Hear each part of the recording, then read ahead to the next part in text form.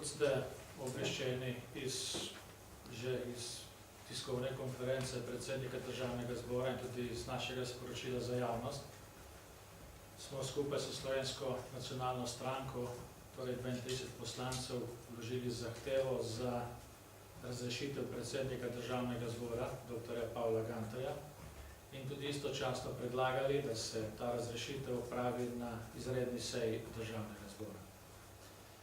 Razlog za sklic je pa naslednji. Poslanska skupina Slovenske demokratske stranke je 13. maja vložila v postopek zahtevo za sklic izredne seje s 4 točkami dnevnega reda in predsednik Državnega zbora nam je 25. maja posredoval mnenje, da moramo določene stvari popraviti. Mi smo tisto, kar je bilo mogoče, popravili še isti dan in popravljeno zadevo ponovno dostavili Državnemu zboru. In skrajni rok za sklic izredne seje je bil 28. maj. Kot veste, predsednik Državnega zbora do tega roka seje ni sklical, tudi ni dal nobenega dodatnega razloga predlagateljem, da bi se ta seja, zakaj se te seje ne skliče. Istočasno pa je uvrstil na 105. sejo kolege Državnega zbora dogovor o sklicu izredne seje, kar pravzaprav pove, da zahteva, popravljena zahteva, ki smo jo vložili, izpolnjuje vse redakcijske drobnarije, ki jih je zahteval od predlagateljev, to se pravi od naše poslanske skupine, predsednik Državnega zbora. Zdaj, napori, da se ta seja ne bi sklicala, so bili tudi zelo veliki v službah Državnega zbora. Moram reči, da je namestnik predsednice, namestnik generalne sekretarke Državnega zbora, gospod Plevel, izrazil posebej željo, da se oglasi v poslanski skupini in nam tam pravzaprav predlagal, da umaknemo zahtevo za sklic izredne seje Državnega zbora, in to že predtem, ko je prišlo mnenje Zakonodajno-pravne službe. Očitno je, da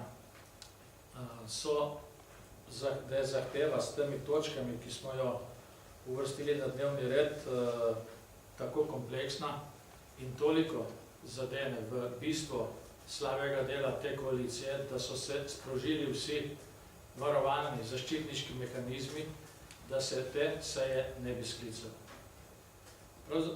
Prav nobenih razlogov ni, da na izredni seji Državnega zbora ne bi razpravljali o slovenskem bančnem sistemu, kajti vemo, da se je prav pred kratkim zgodila dokapitalizacija obeh največjih slovenskih bank, da je bila ena dokapitalizacija izpeljana na izredno čuden način, se pravi z državno intervencijo in z javnimi sredstvi, kar je tudi povzročilo, da je boniteta ene od bank, Nove kreditne banke Maribor, na bančnem trgu bila znižana. To posledično pomeni podražitev najema kreditov za to banko in posledično tudi za vse njene komitente in tiste, ki si bodo sposojili denar.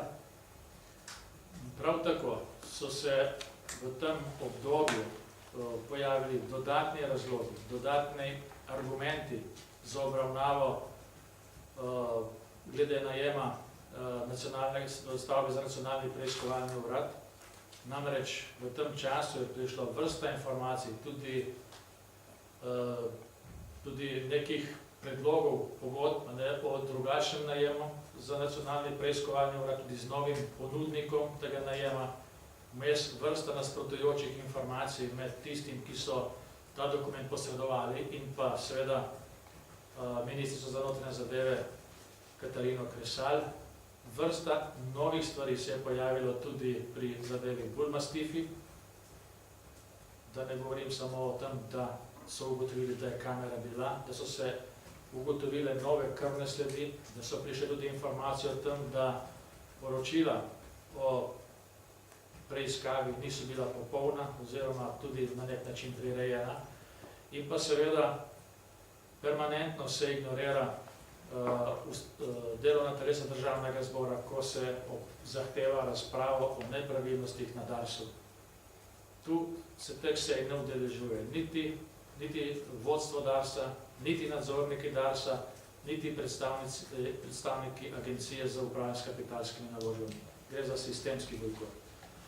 In žal se je temu bojkotu s tem, ko v roku, ki ga določa Poslovnik Državnega zbora na podlagi ustave, ki omogoča kvalificiranim predlagateljem, da zahtevo sklica izredne seje pridružil tudi predsednik Državnega zbora. To se ni zgodilo prvič. Mi smo, kot veste, že zahtevali enkrat razrešitev predsednika Državnega zbora iz istih razlogov in rad bi vas opozoril, da še dve seji, ki sta bili korektno vloženi, še nista sklicani, pa datirata v lansko leto. Ena seja je bila vložena 30. marca, zahteva za izredno sejo in se je nanašala na financiranje športnega parka Stožice se strani bank.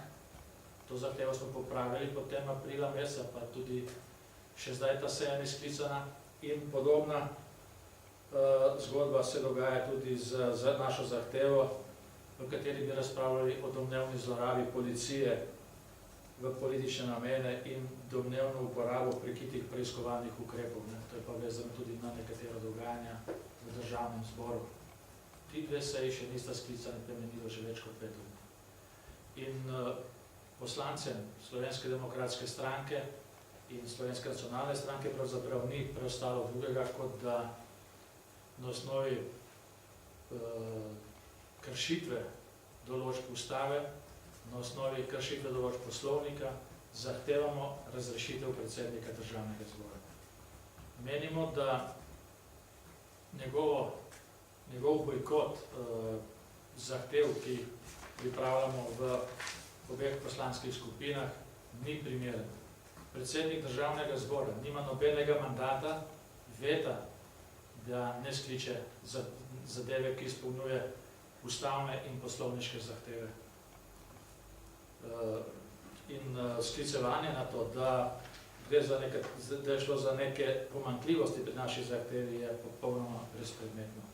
Če se koalicija z našimi predlogi sklepov, predlogi stališč, predlogi ukrepov ne strinja, lahko tako kot v vseh drugih primerih predlaga amandmaje ali pa predlaga svoje sklepe in pa bomo o tem na Državnem zboru glasovali.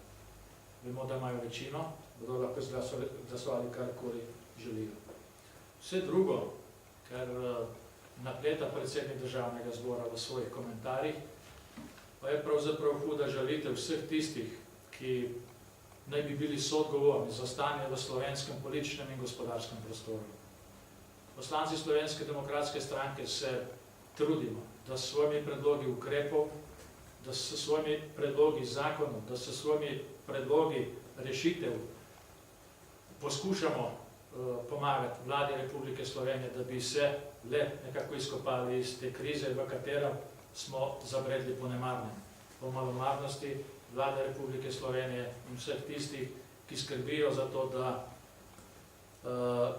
ne bi ta vlada imela neko podobo tudi in podporo v Državnem zboru. Predlagali smo vrsto ukrepov, niso bili sprejeti. In predlagamo tudi razprave o vseh nepravilnostih, ki se dogajajo v tem mandatu Državnega zbora. Kot veste, so v mnoge afere vpleteni mnogi pomembni predstavniki koalicijskih strank, nekateri so zaposleni celo v kabinetu predsednika vlade, nekateri predstavljajo tako imenovani trojček in menimo, da ni prav popolnoma nobenega razloga, da se te osebe, če so vpletene v zgodbe, ki predstavljajo in ki so povezane z in imajo značaj koruptivno-klientelističnih ravnanj, da se o tem razprava ne opravi. Sklicevanje na to, da morda Državni zbor ni za vse pristojen ali pa da vlada ni za vse odgovorna, demantira že 4. člen zakona o vladi. Tu je nedvoumno napisano naslednje.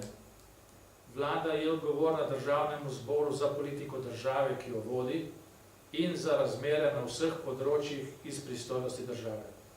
Odgovorna je tudi za izvajanje zakonov in drugih predpisov Državnega zbora ter za celotno delovanje državne uprave. Policija, Nacionalni preiskovalni urad, Bulmastif in Dars sodijo v področje celotne države in tudi delovanja državne uprave. Neposredno pristojnost ima tukaj vlada, tudi neposredno odgovornost, če ne za ukrepanje, pa za poseg na tam, kjer ona imenuje in kadruje. To pa so praktično vse te inštitucije, o katerih govorimo. Tam predlaga nadzornike, nadzorniki predlagajo upravo in ti v imenu vlade, v imenu države, vlada pa je tisti, ki mora to nadzirati, upravljajo z državnim premoženjem. Z NPU-jem, upravlja se s policijo, upravlja se z Darsom, upravlja se z bančnim sistemom. In izgovarjanje na to, da za nekaj vlada ni pristojna ali pa da ne sme odgovarjati državnemu zboru, da se to preprečuje, je kršitev ustave, je kršitev zakona o vladi in tudi kršitev določb poslovnika državnega zbora. Konkretno za nacionalni preiskovalni urad je vlada imenovala medresorsko delovno skupino, ki je pripravila, tlakovala pot za to, da se je pripravila sprememba in da ni šel nacionalni preiskovalni urad v stavbo, ki je bila prvotno mišljena, ampak v zasebno stavbo. V tej medresorski delovni skupini so bili med drugim tudi predsednik Računskega sodišča, pa nekdanji državni sekretar na Ministrstvu za notranje zadeve, sedanji predsednik protikorupcijske komisije Klemenčič in tako naprej. In še nekaj. Vlada redno poravnava vse stroške najemov z predmetnim najemom. To se pravi, da izvršuje na tem področju tudi državni proračun.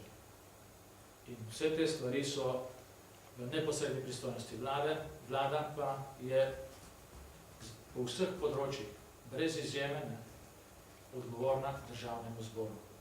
In predsednik državnega zbora, ki preprečuje, da te stvari, te obravnave pridejo na plenarno sejo državnega zbora, krši ustavo, krši zakon o vladi, krši neposredno tudi poslovnik državnega zbora, ker se ne drži rokov.